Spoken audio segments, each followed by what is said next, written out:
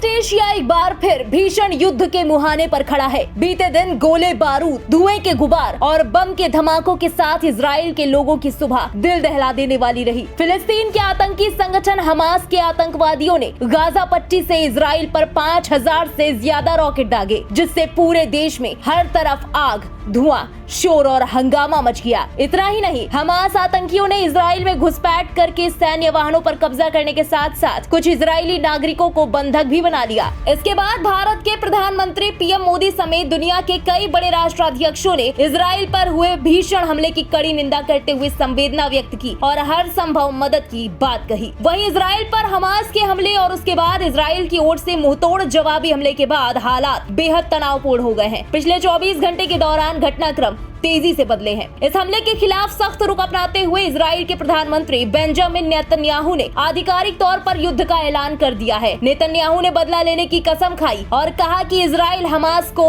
मलबे में तब्दील कर देगा। इसके बाद इजरायली सेना ने हमास पर तत्काल प्रभाव से एक्शन लेते हुए एयरफोर्स के विमानों द्वारा गाजा पट्टी पर हमला बोल दिया। इस इजरायली हमले में गाजा में अब तक कम से कम 313 लोग मारे जा चुके हैं और लगभग 2000 लोग घायल हुए हैं। इसी बीच अमेरिका भी इजराइल के साथ खड़ा नजर आ रहा है। जो बाइडेन ने चरमपंथी संगठन हमास को सीधा संदेश देते हुए कहा कि अमेरिका इजराइल के साथ खड़ा है। जो बाइडेन का एक बयान भी सामने आया है जिसमें उन्होंने इजराइल के साथ चट्टान की तरह खड़े रहने की बात कही है। गौरतलब है कि फिलिस्तीनी आतंकी संगठन हमास द्वारा इजराइल पर यह अब तक का सबसे बड़ा हमला किया गया है। ये हमला हवा, पानी और जमीन यानी तीनों जगह से हुआ है। इस वजह से इजराइल को भारी नुकसान पहुंचा है। हजारों की संख्या में लोग घायल हुए हैं, वहीं सैकड़ों लोग मारे गए हैं। काफी संख्या में लोगों को बंधक भी बनाया गया है। बताते चले कि ये विवाद कई सालों पुराना है। वेस्ट बैंक और गाजा, जिन्हें फिलिस्तीनी क्षेत्र के रूप में जाना जाता है, साथ ही पूर्वी यरूशलेम और इजराइल सभी रोमन काल से फिलिस्तीन के रूप में जानी जाने वाली भूमि का हिस्सा थे। बाइबल में ये ही यहूदी राज्यों की भूमि भी थी और यहूदी इन्हें अपनी प्राचीन मातृभूमि के रूप में देखते हैं। इजराइल को 1948 में एक राज्य घोषित कर दिया गया। हालांकि इस भूमि को अभी भी लोग फिलिस्तीन के नाम से ही मानते हैं, जो कि इजराइल को मान्यता नहीं देते। वही बात करें हमास की, तो हमास एक फिलिस्तीनी इस्लामी आतंकवादी समूह है जो गाजा पट्टी पर शासन करता है। हमास ने इजराइल को पूरी तरह से तबाह करने की कसम खा रखी है। 2007 में गाजा में सत्ता संभालने के बाद से उसने इजराइल के साथ कई युद्ध लड़े हैं। हमास को ईरान से समर्थन प्राप्त है। कहा जाता है कि ईरान फंडिंग भी करता है। इसके अलावा ईरान के समर्थन से हमास को भारी मात्रा में हथियार और ट्रेनिंग भी मिलती है। बहरहाल,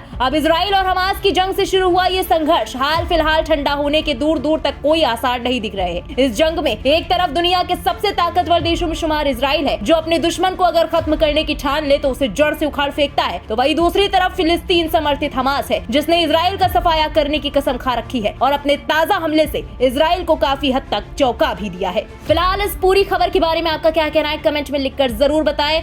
इस खबर से जुड़ी तमाम लेटेस्ट अपडेट्स के लिए बने रहे इंडिया पब्लिक खबर के साथ। हमारे यूट्यूब चैनल को सब्सक्राइब करना बिल्कुल ना भूलें, साथ ही बेल आइकन दबाएं ताकि चैनल से जुड़ी सारी लेटेस्ट अपडेट्स आप तक वक्त से पहुंच पाए।